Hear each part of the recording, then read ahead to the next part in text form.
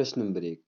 हाल ही में किस देश के राष्ट्रपति जॉन मैगुफुली का 61 वर्ष की आयु में निधन हो गया?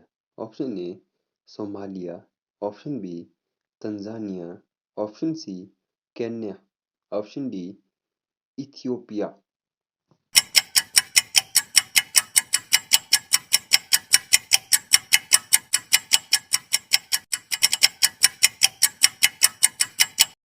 इसका सही उत्तर है ऑप्शन बी तंजानिया। तंजानिया के राष्ट्रपति जॉन मैगुफुली का हाल ही में निधन हो गया। वे 61 वर्ष की उम्र के थे। जॉन मैगुफुली 2015 में राष्ट्रपति के रूप में पहली बार नियुक्त किए हुए थे। उन्हें इसके बाद वर्ष 2020 में फिर से राष्ट्रपति चुना गया। मैगुफुली को वर्ष 1995 में संसद का सदस्य चुना गया था।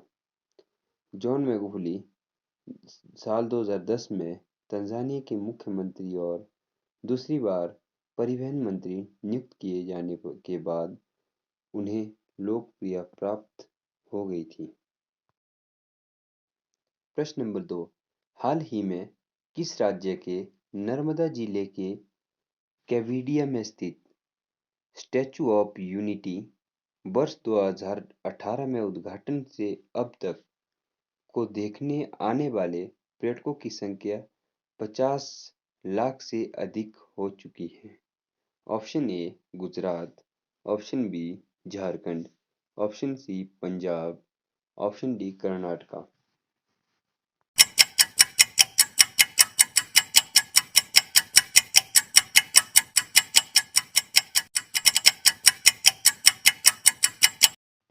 इसका सही उत्तर है option A Gujarat.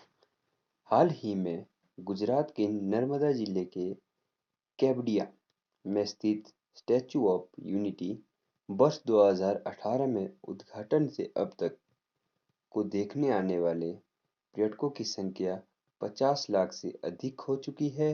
Statue of unity का निर्माण सरदार वल्लभ भाई पटेल के सम्मान में किया गया है। स्वतंत्र भारत में 560 रियासतों को एकजुट करने का श्रेय सरदार पटेल को दिया जाता है। इसलिए इस प्रतिमा का नाम स्टैच्यू ऑफ यूनिटी रखा गया है। प्रश्न नंबर 3। केंद्रीय मंत्रिमंडल ने 16 मार्च 2021 को भारत और किस देश के बीच खेल और युवा मामलों में सहयोग पर समझौता ज्ञापन पर अपनी स्वीकृति दे दी है? ऑप्शन ए रूस, ऑप्शन बी चीन, option C Maldives, option D Nepal.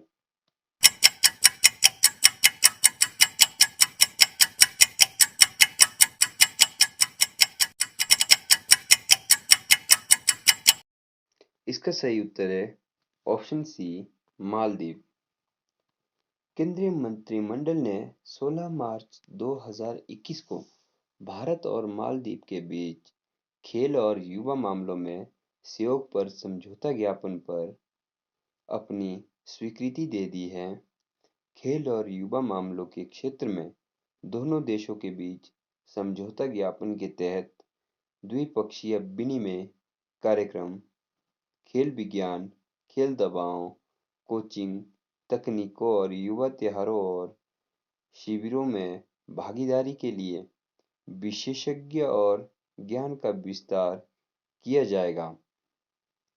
इसके परिणाम स्वरूप अंतर्राष्ट्रीय टूर्नामेंट में भारत के खिलाड़ियों के प्रदर्शन में सुधार होगा।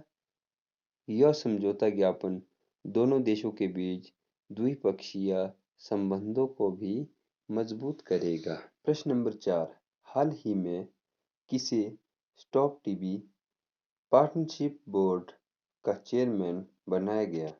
Option A Satyendra Kumar Jain, option B Ravishankar Prasad, option C Prakash Javadekar, option D doctor Harshvardhan.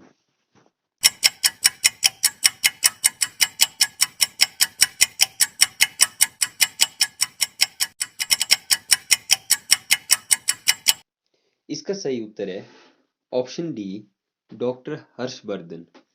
Doctor Harshvardhan केंद्रीय स्वास्थ्य मंत्री डॉक्टर हर्षवर्धन को स्टॉप टीबी पार्टनरशिप बोर्ड का चेयरमैन बनाया गया है। स्टॉप टीबी पार्टनरशिप बोर्ड के अध्यक्ष के रूप में हर्षवर्धन जुलाई 2021 को अपना पद संभालेंगे और उनका कार्यकाल 3 वर्षों का होगा। स्टॉप टीबी पार्टनरशिप बोर्ड एक अंतर्राष्ट्रीय मंच है जो विश्व भर में के विभिन्न पक्षों के साथ मिलकर टीबी के विरुद्ध संघर्ष का अभियान चलाती है। प्रश्न नंबर 5। भारतीय रिजर्व बैंक आरबीआई ने हाल ही में किस बैंक पर 2 करोड़ रुपए का जुर्माना लगाया है? ऑप्शन ए एसबीआई यानी कि स्टेट बैंक ऑफ इंडिया, भारतीय State Bank. Option B Bank of Baroda. Option C Dena Bank. Option D Punjab National bank.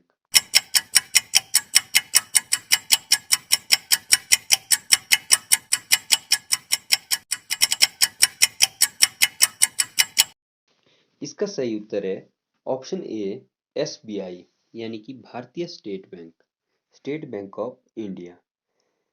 भारतीय रिजर्व बैंक ने आरबीआई ने देश के सबसे बड़े bank state Bank of India यानी कि एसबीआई पर 2 करोड़ रुपए का जुर्माना लगाया है। यह जुर्माना बैंक नियमन कानून के उल्लंघन करने के चलते लगाया है।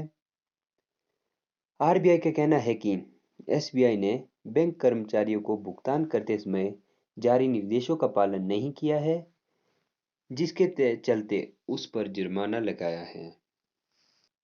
प्रश्न नंबर 6।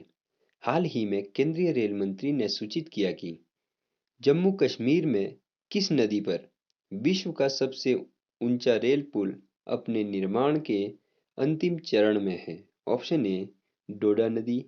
ऑप्शन बी तवी नदी। ऑप्शन सी चिनाब नदी। ऑप्शन डी किशनगंगा नदी।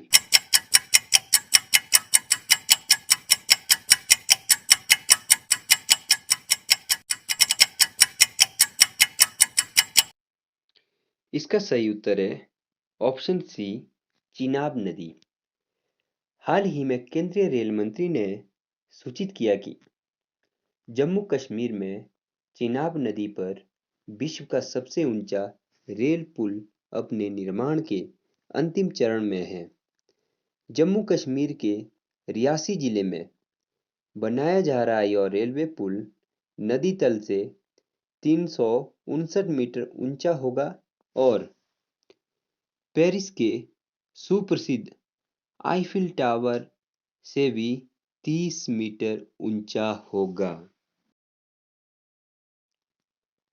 प्रश्न नंबर 7। निम्न में से किस देश ने दुनिया का सबसे बड़ा तैरता हुआ सौर फॉर्म बनाने की घोषणा की है? Option A Bharat. Option B रूस। Option C Singapore. Option D चीन।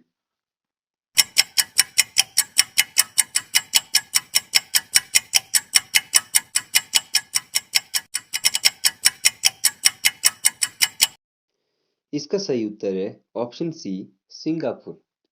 सिंगापुर ने दुनिया का सबसे बड़ा तैरता हुआ सौर फॉर्म बनाने की घोषणा की है।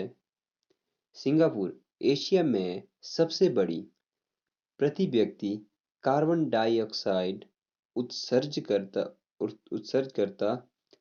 में से एक है। यह अक्षय ऊर्जा को बढ़ावा देने के लिए दुनिया के सबसे बड़े तैरते हुए सौर फॉर्म का निर्माण कर रहे हैं। सिंगापुर सरकार 2025 तक सौर ऊर्जा के उपयोग को 4 गुना बढ़ाने का लक्ष्य लेकर चल रही है। प्रश्न नंबर 8, पूर्वी अफ्रीकी देश केन्या ने अपने किस पड़ोसी देश के साथ समुद्री सीमा विवाद पर अंतर्राष्ट्रीय न्यायालय (आईसीजे) की कार्यवाही में भाग लेने से इनकार कर दिया है? Option A Tanzania, option B Kenya, option C Ethiopia, option D Somalia.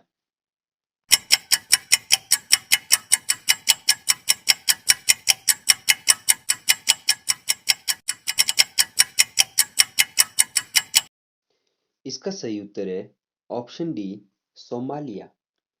बता दें कि पूर्वी अफ्रीकी देश केन्या ने अपने पड़ोसी देश सोमालिया के साथ समुद्री सीमा विवाद पर अंतर्राष्ट्रीय न्यायालय (आईसीजे) की कार्यवाही में भाग लेने से इनकार कर दिया है। सोमालिया और केन्या के बीच हिंद महासागर में समुद्री सीमा के परिसीमन को लेकर विवाद है। अंतर्राष्ट्रीय न्यायालय की स्थापना वर्ष 1945 को संयुक्त राष्ट्र 4 द्वारा की गई और इसने अप्रैल 1946 में काम करना शुरू किया है।